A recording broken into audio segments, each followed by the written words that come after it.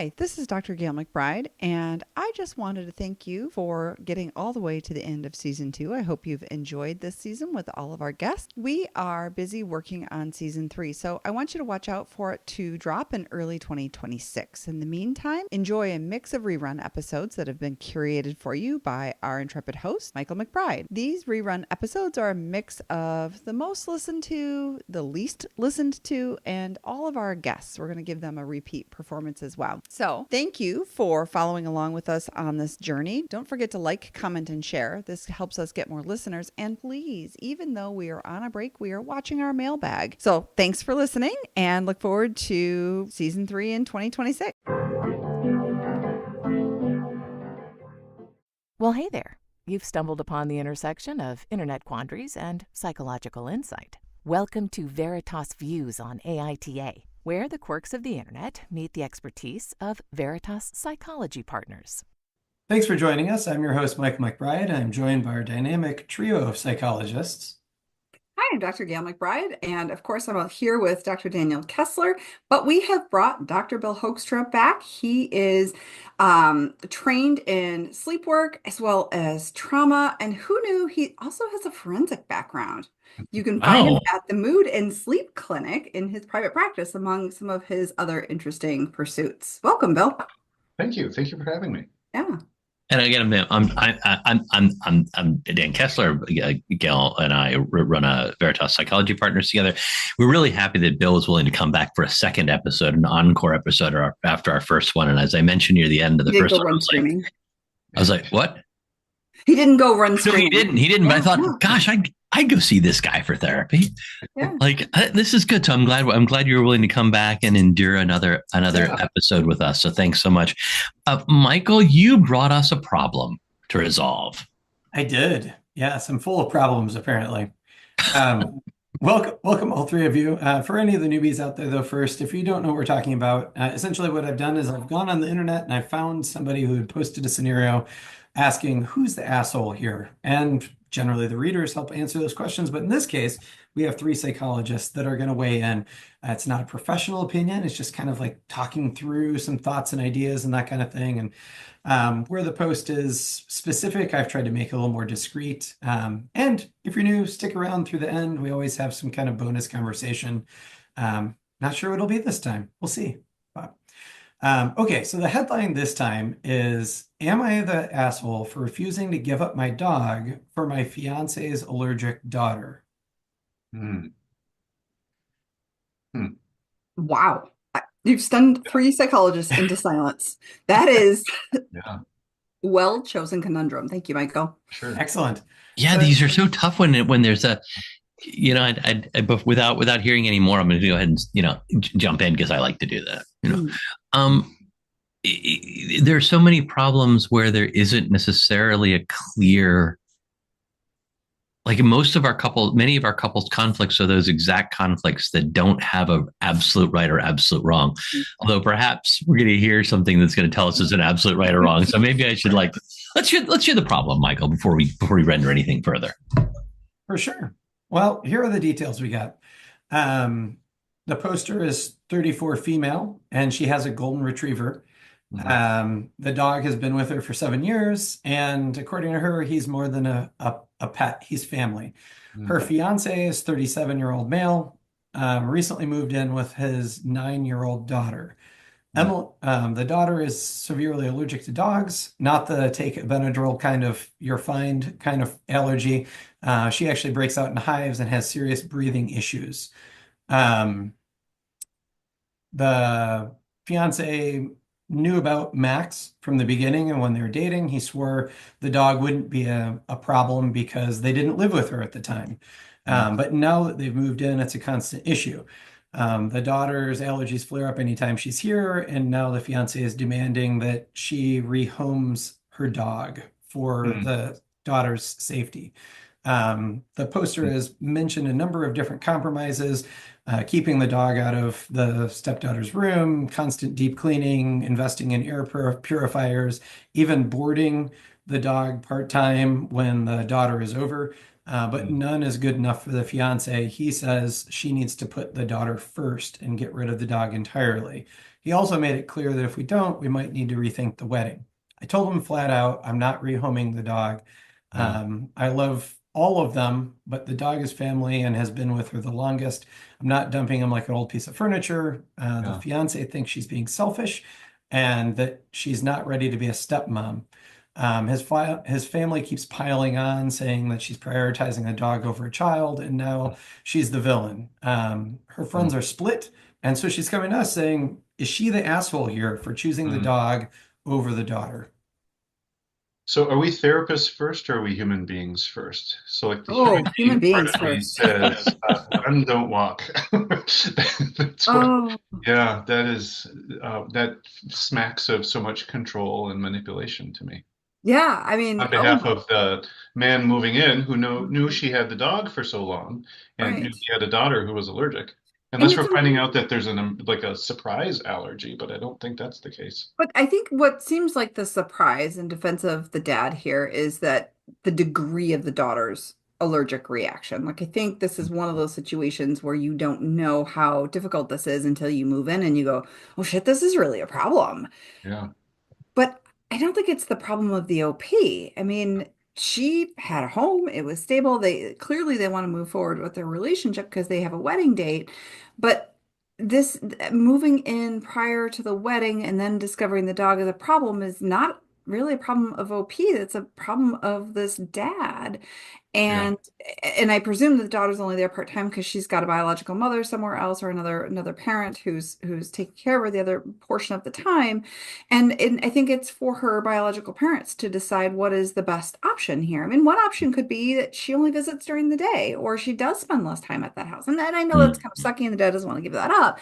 There are just a lot of options, and to demand that someone get rid of a pet seems problematic. I'm not comfortable with that, especially because he's the one moving in. I feel like it would be different if we massaged these facts and flipped it around that she and the dog moved into the dad's house. Yeah. I feel like that might be different. Hey, I need you to, to rehome the dog or move back out. But what's this setup is really problematic.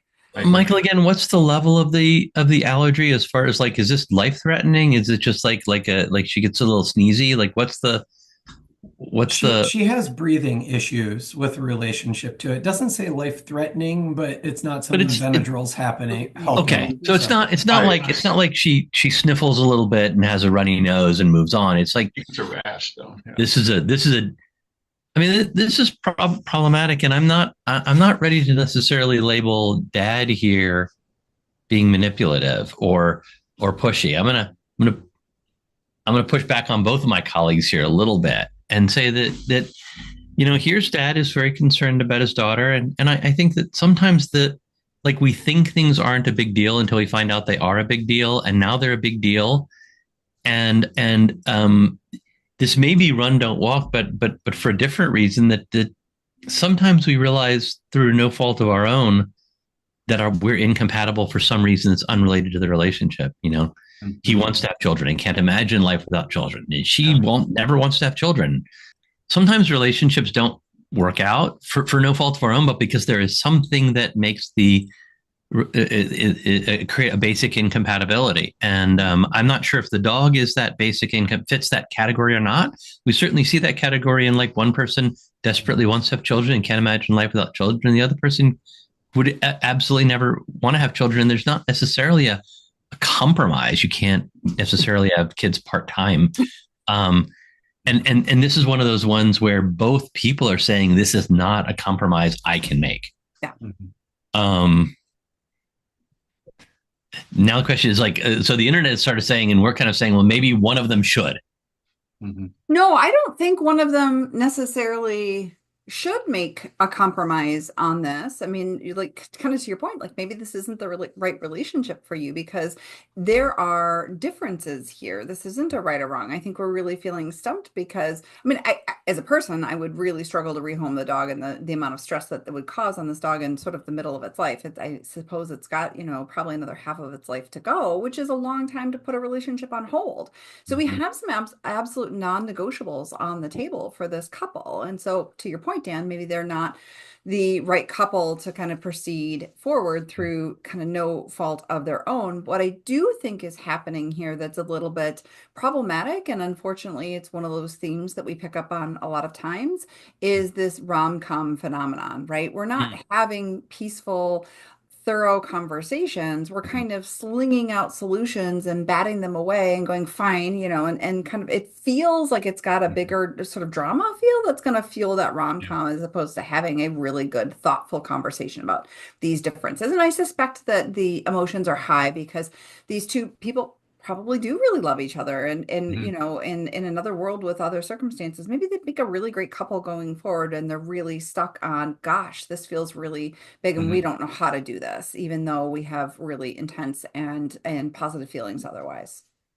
I think part of the piece I was responding to initially was this weight that he was putting on the OP Mhm. for bearing the burden of the problem. And so rather than looking at it Oh. dynamically, it Mhm. was maybe you're not ready to be a stepmother, maybe blah, blah, Yes. blah. And so, like, for me, like, those are really powerful black and white accusations to throw around.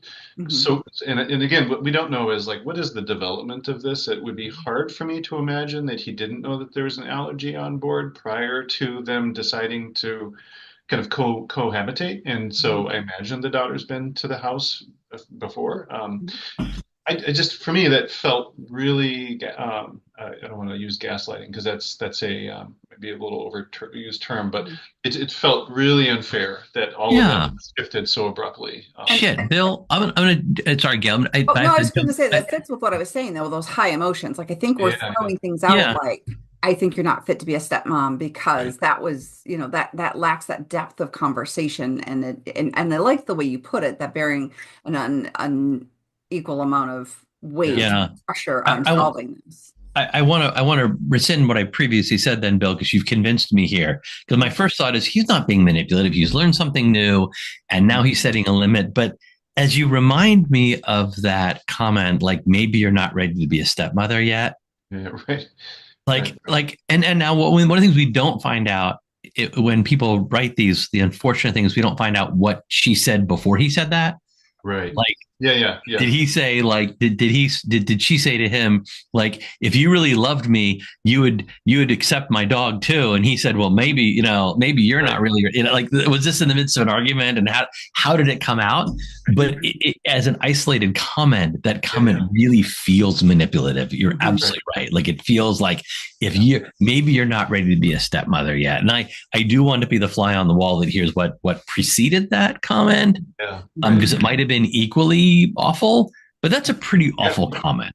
That Yeah. Yeah. really I is. also wonder what level of influence the biological mother's having from the sidelines. Sometimes we talk about Mhm. minor Mm. characters. So Mhm. is she really upset about the exposure here? And in Yeah. service of trying to maintain a long-term relationship with someone with whom you are no longer Mhm. romantically attached to, right? This Mhm. parenting, and they've got what, another 9 years of having to figure out this Right. relationship. Sometimes biological parent may feel like they have to take a stand because they're between two people, Mhm. and it's not just the daughter, but it might be the biological mom saying, hey, if you don't da da da da da, and she may be pulling some strings on the other side, and we just don't know, right? We Right. just Right. don't know. It can happen. I'm not saying it Yeah. does, but if we massage facts, I can see that fitting Oh in. yeah, and we do love to massage facts in these situations because we don't always have them. But I could totally see that. Like you're bringing our daughter over where? Like our Yeah. daughter is coming. Our daughter like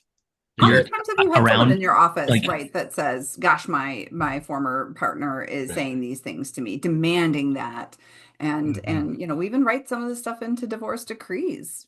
Yeah. yeah.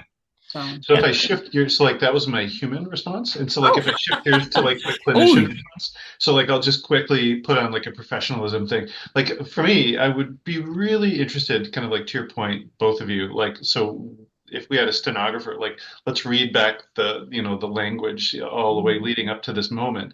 I would be really interested in hearing how have other problems been solved by this couple. Mhm. Kind of get Ooh. thrown at each Man, I other. want Like, to go what see does this guy that for history therapy. look like? Yeah. Is this a once in a lifetime kind of moment for them, or is this a regular kind of event? And to me, just from a communications viewpoint, that would make really be interesting to see how these things flesh out. I'm sure this can't be the first rodeo for both of them to be in a situation like this. What a wonderful question. What a Yeah, wonderful question. I'm How do mad you because resolve? I asked that and I didn't think about it in Yeah. that Yeah. situation. What is your Well done, template Bill. for resolve? What is your template for resolving the really tough questions? Yeah. How do you as a couple navigate those challenges when you have them in the past? Do they go unworked on? Do they get like that's why didn't I think of that? That's why we put him Damn. on as a guest to make That it is fun why. for That is why. That is With probably why. three heads, it's better than Yeah, I one. know. Oh, a three-headed monster. Now I don't know. Yeah. New kind of therapy. Yeah. So how? I mean, this one's a tough one to render a verdict Yeah. because there are so many deep emotions. It's quite possible that everyone here is being to some degree reasonable and maybe said some things they shouldn't have said. And this is a really tough problem to work out because you can't both have a dog and not have a dog, and you can't have a daughter and not have a daughter. At the same time, there may have been some really horrible things said on multiple fronts here that exacerbated this. Some of the solutions that I think OP mentioned, just only have the daughter over, or some of this like only have the daughter over part. Keep cleaning and keeping the dog out of the daughter's room. Yeah, only having the daughter during the day. Like as a parent, Yeah. Those are really big concessions, honestly. Yeah, I can't see myself being like, oh yeah, I just have my kid over for a few hours during the day and not like that. That wouldn't go with me as a parent. Right. And rehoming the dog is not an absolutely unreasonable thing. It's just that the OP doesn't want to do it. I've certainly seen situations where people say, well, okay, I can no longer have this dog in my home. And so my father was gracious enough to take the animal so I can still visit. I still have parenting rights, as it were, to the dog. But, OP doesn't want to give up that dog to anyone, which then we have to just respect. Certainly we've all... It's the daughter, right? I mean, they're almost the same age. Fair. Yeah.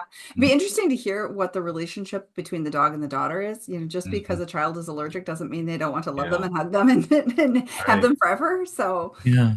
I wonder how the daughter feels about this. We've all worked with people who are grieving the loss of a pet.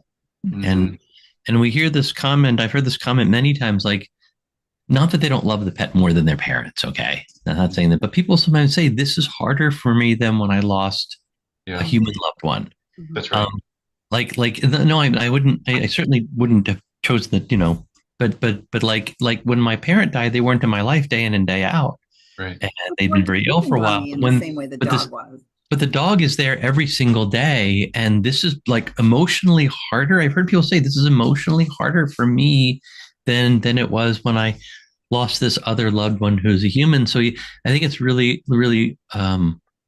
I wouldn't want to underestimate the power of a pet that a person is very close to and who's help them through really tough times. Or been a constant companion. Yeah, this one's tough. Are we ready to render some verdict, or is the verdict there is no verdict? I just want to say really quickly, so just as therapists, like all three of us know how easy it is to have a problem like this come across our plate. And then we have a what, kind of moment where we like, how dare he say that? And so I just so value both of your opinions, kind of just walking back and doing the hard job of seeing the other perspective and just making sure we don't have that initial human response, like get rid of that guy. Well, yeah. I mean, definitely don't want that in your clinical office. But I in my training, and Dan and I've talked about this, is it's okay to be a human in the therapist's office. Like, and my human response wouldn't be like, tell the guy to take a hike, but I certainly would be a human and go, oh my gosh, like, wow, that's really hard. I'm sorry that this has become an issue for you, and I'm happy to work on this. But I think my initial surprise and maybe a little bit aghast might come through without telling her what to do for sure. So the level of complexity here is one that I am holding open the possibility that OP is a total asshole and has handled this really badly. And I'm holding open the possibility that OP has handled this incredibly well and is doing it perfectly, and vice versa. Like Yeah. I don't feel like I can say one way or the other on this one. So not enough information for Kessler. I don't feel, for me, there's not enough information because we just don't know all the conversation that led up to. Certainly, I can say definitively that this couple is not necessarily working great together on this problem, and at least one of them has said some pretty awful things to the other. I don't know if both of them have or not. So there's a problem here, but that problem, sounds like it's a relationship issue, not that someone's an asshole, although it is quite possible that one of them is. And that we just don't have enough information here. Other thoughts? The probability of someone sucking here is not zero. It's that is true. There's room for growth, right? Yeah. That's where my verdict is. Yeah. In fact, I would say, interestingly, I mean, there were different people on the internet who said various things, but the general consensus was, in fact, everybody sucks here. So the internet was very happy to point a finger at everybody except for the dog and the stepdaughter. They were very clear to like, those two are out. But this comment basically is kind of the gist of what everybody on the internet was saying, which is, what the fuck did you guys think was going to happen? Did you plan out anything at all? Why would you date, let alone get engaged to, let alone let a man move into your house with a daughter who's severely allergic to your furry family member? Why would he date and get engaged to a woman with a dog while his child is severely allergic? Did the two of you discuss this? Why did you just move forward without having that important conversation? All these compromises you mentioned are naive at best, perhaps delusional. The girl cannot be around the dog, period. They are two mutually exclusive things. Same for him thinking that you can just give up the dog. Delusional. Pick the dog and learn to think better about who you date and get engaged to. What the fuck? For fuck's sake. No, I'm gonna render that commenter just dickish. Come on. Yeah. It's okay that you didn't know. Now, the thing I agree with is that in these situations, typically you're having a number of overnights, and before you move in, you're very often in this alignment of spending a lot of time at the house that you're moving into. And one would think that the daughter would come and we would have seen this issue.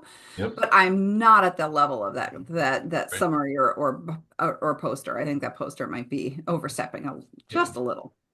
I'll agree with the whole point of the naivety of, didn't you talk about these things already? Like, that part resonates with me. Like, communication is so fundamental. It is. The other thing that I think about is that sometimes the reality of a thing is so different than the fantasy of the thing. And we like don't know how it's going to be until we're actually there. And when you add in the early phases of a relationship and the new relationship energy that can cloud our judgment, I can totally see this couple thinking, we'll work that out. We'll work that out. Like it'll be fine. We love each other. It's really terrific. In those early phases of a relationship, human beings don't think clearly. I see that with money, faith, children, like all those things. Yeah. I could totally see. And I think that where these folks may have made the mistake is before the relationship started, for dad to have in mind, like, I can't date someone who has a dog because that would harm like that. Again, because they didn't know the level of the allergy until she's exposed for a prolonged period of time. Okay. So I'll give him that. According to the post. All right. So now we know for future relationships for him that he should just rule out anyone who, and I don't think that's unreasonable to say, I'm like, I just can't date someone who lives with a dog because my kid's allergic. I could totally see this couple finding themselves in this situation. So I'm going to disagree with the vehemence with which that person responded. Because I could totally see this happening and people just not realizing that it's that big a deal. I would love to see these two adults. At least one of them has been around the block and maybe not, obviously. I'm going to take that back. I'm going to walk that comment backward. Two adults here in their mid to late 30s. I hope you would have enough experience in the world to realize maybe we don't have to get married today. We can continue in a deeply committed relationship. We can live in separate homes, which will protect the dog We don't have to get Yeah. married. We can Mhm. stay in. You don't like it, that's fine. You just I let me like it. finish, Kessler. No, oh, And you go ahead. stay in I the don't like state, it. and people do it, and it works fine. And then once the daughter maybe has left the home and isn't routinely living with them, Yeah. then, maybe they choose to get married. It's not ideal, but it's a way to move forward in a relationship and keep the relationship without, t telling one or the other to take a hike Yeah. and honoring the daughter's allergy. I'm going to respectfully disagree with you. I Go think that for it. And I think when people get into or seeking a relationship, they're often seeking a partner to share their lives with in a nobody says deeper they can't way do than that. no, They can continue to do but sleepovers. She can go to his place and share their lives together in a way that they are sharing their lives on the daily together in the same there home. are lots of circumstances that prevent that. Sometimes Sure. it's work or, some other factor that keeps you in separate households for a long But period of time. we've talked about this in previous podcasts. Sometimes, like, we can say that's a reasonable thing, but someone might say, for my relationship, that's not something I'm willing to do. Oh, I'm not willing absolutely. to have a relationship that's part-time. I want a full-time relationship or not, or no. And that's not That an could be a deal unreasonable thing to breaker. say. It's a Yes. personality No, I'm just match throwing that it out has there to as an find. option. Yeah. Yeah. Yeah. I'm Yeah. sorry, Bill, go ahead. We overtalked you. Sorry. Oh no, that's all right. I agree with both of you, but like it has to be a personality match. Like you can't obviously, Gail, I don't hear you prescribing that to this couple, but these are options. And so like we just wonder like there's that authoritative like shape up or ship out kind of thing that we think we heard coming from one side to the other, and we don't know how balanced that may be. Um, but if have they worked through all of the different permutations? If they're important enough to each other, have they considered those things? And I appreciate, Gail, what you're saying is, can you work through those? And they may have the personalities that this just is not it. Sure. Mhm. Yeah, no, I think sometimes our job is to bring lots of different creative ideas Yeah, yeah, and then evaluate them, right? And yeah. if the client says, no, that's really not going to work for me or for my partner, fine, right? But at least we have created an opportunity to step back from the emotional, shape up or ship out and think Yeah, flexibly about this and yeah, then why this would or wouldn't work. What are the costs and the benefits of each of these potential solutions and allowing someone to come to a conclusion on their own, or in this case, yeah, to, hopefully together, come yeah. to an amenable conclusion. Yeah, I Yeah. hear the echoes of a radical acceptance in there, like kind of accepting the Yeah. problem for what it is and Mhm. learning to Yeah. be flexible Yeah, given the frankly, I was in my head, I was thinking of the David Burns work and the yeah, CBA stuff, that cost benefit analysis. yeah, yeah, yeah, Yeah. So What yeah, I what think cop we're influenced by a lot of therapists and creative ways to think about it. But I think that's our right. charge is to Yeah. think creatively and us to accept whatever the client decides is best Mhm. for them. We don't walk in their shoes, we don't live their lives, we don't, Mhm. we don't really get involved in that way in their relationships. They have to make those decisions for themselves. But Yeah, I sometimes think they can't see an answer that might be really workable right in front of them. Mhm. what this brought to me a little bit was my previous training many years ago as a family mediator Mm. Mm. and moving these folks in the mediation world. They talk about moving people from positions to interests. Mm. That these people have a position, both of them have a position. You can't have a dog and live with me. I have to have the dog, and you have to find the solution. So that's their position they've taken. But what's their interest? Well, their interests are living together, Mhm. not harming the daughter, Mhm. and not wanting to give up the dog. So how do we, or not wanting to take the dog out of my life? So is there looking at these interests, is there a solution that works for not a compromise, but a Mhm. Mhm. solution that allows everyone to win? And Yeah. if there's not, that's when they go, okay, there's not a solution. But to start from that position, to move away from this entrenched position of this has to be the way it is, and move towards what solutions can we find together as a couple as we navigate this? And getting back to Bill's question, like how do you resolve the difficult Yeah. things if they're resolvable? Yeah. So I'm going to disagree with you. I don't think everyone's shitty here. I don't think to say if the internet says everyone sucks here, I don't agree with that, but I'm open to the possibility that that's true. Yeah. Right. If Right. we have more information. Right. Yeah. Yeah. Well, can I throw in one other kind of comment? So that it was a smaller contingent, but it did say not the asshole.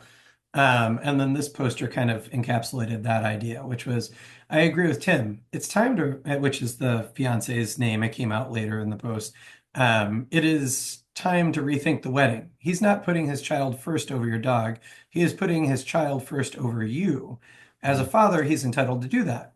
He is not entitled to do the my way or the highway act. As a partner, you're free to evaluate it and the life you want in a marriage. The other way to look at this is to remove the conflict from the picture and look at his actions. He moved into your home. Now he is unilaterally making demands. That is a red flag.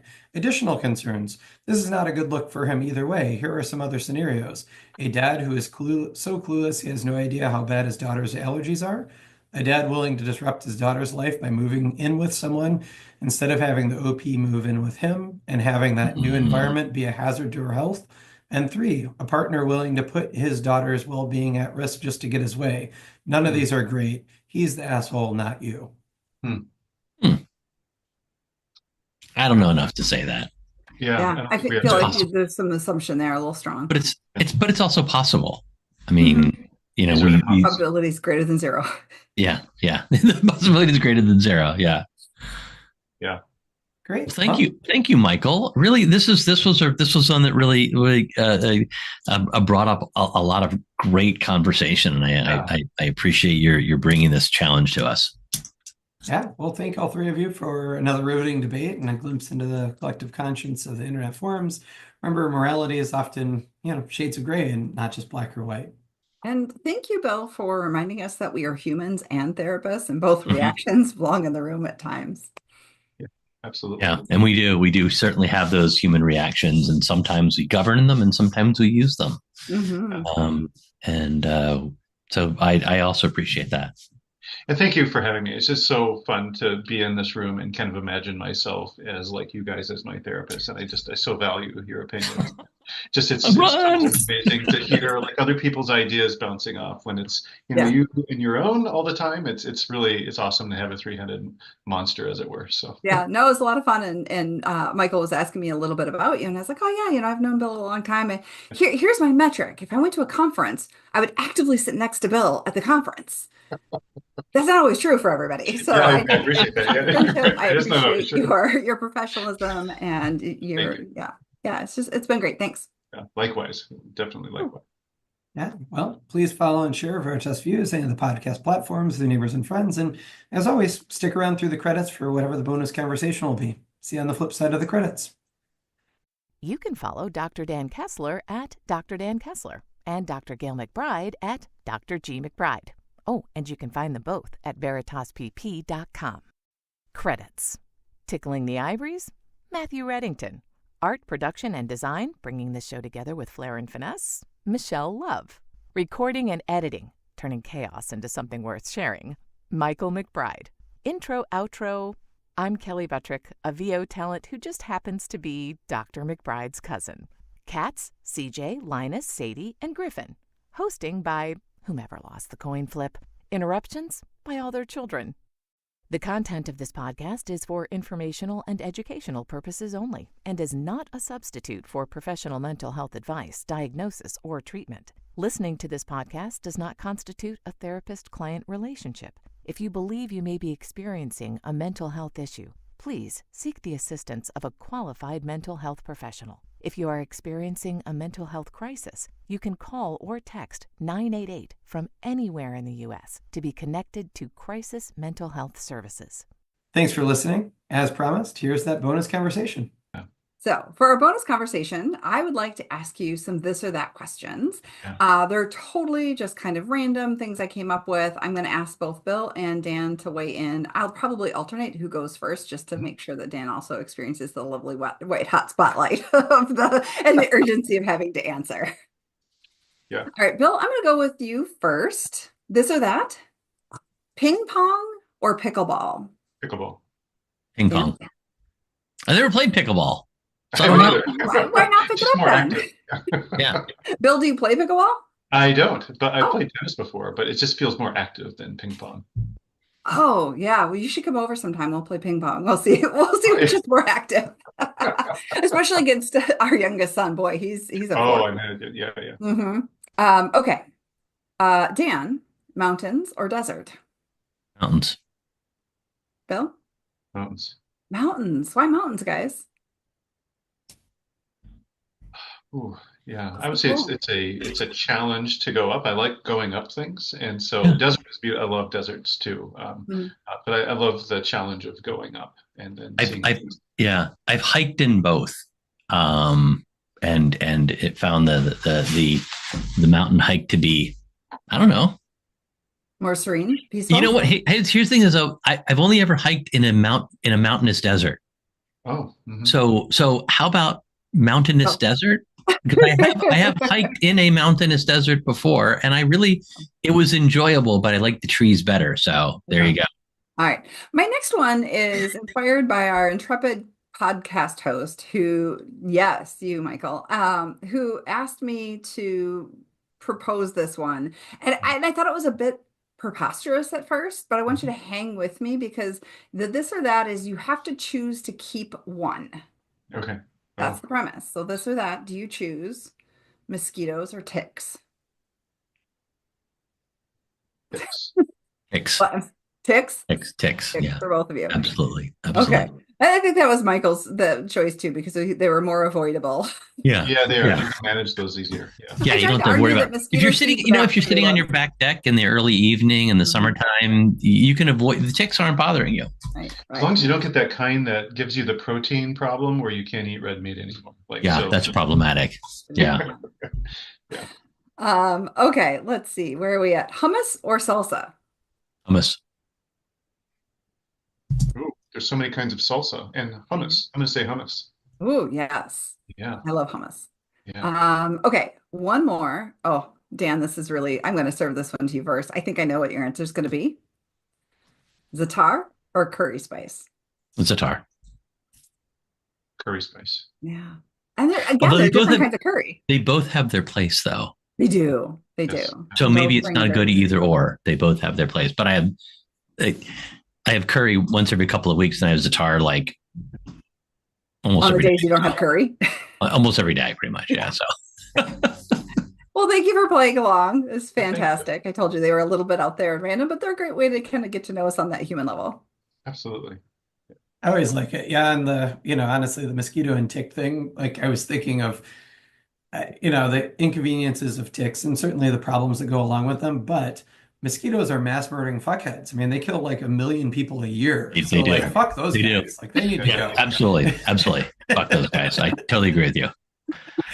Well, thanks again for joining us, Bill. And thanks everyone for tuning in. Tune in again next week for a whole nother Am I the Asshole debate. We love hearing from you, so please review us on Apple, Spotify, or, well, wherever you're listening. If you enjoyed this podcast, please review, like, and follow. Also, give it a share. This helps us reach more listeners.